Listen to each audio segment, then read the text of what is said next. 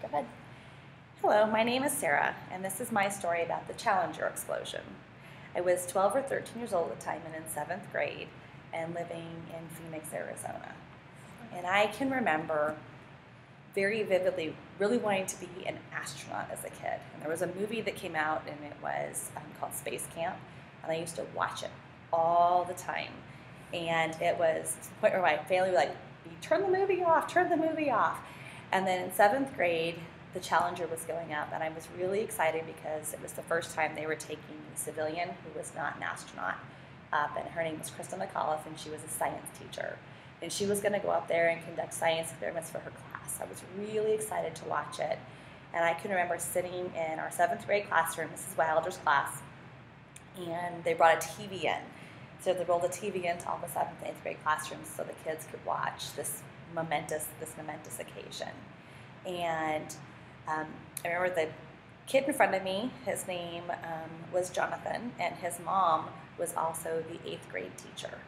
And so we were all sitting there very intently, the anticipation building in the room as we watched the Challenger start to launch. And it didn't get very far into launch before it actually exploded. And when it went up, it turned over and it just exploded. I can remember everybody in class just going silent, except for Jonathan, who said made a very rude comment about serves him right, teachers shouldn't go into space. And what he didn't really realize is that the teacher was also right there, and his mom and this teacher were really good friends. So she kind of came by and smacked him in the side of the head, in the back of the head, just lightly, and he didn't say anything else after that. But then I can remember very vividly all of the debris and the pieces falling and peeling off, and then even afterwards them looking at and studying to see what it was that caused that to happen, because it was the first major explosion on a space shuttle as it went up into space. And I didn't want to be an astronaut after that, and I became a teacher, so which is kind of like a different little take on that. And but I still like to watch, still like to learn more, and like to go to NASA and look at the space shuttles. And they actually have one of the shuttles now down at the Houston Space Center in NASA. Oh. So you can go and you can actually walk through it and you can tour it. That's cool. Okay.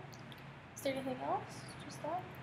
That's my biggest memory with that. I mean, just sitting in class and just the silence and seeing it explode, and then just the changes that happened after that. They actually paused the space program for a while so they could figure out what it was that made it explode, and they found out that it was an O-ring, and they fixed that problem, and they didn't have that same problem again, which was a good thing.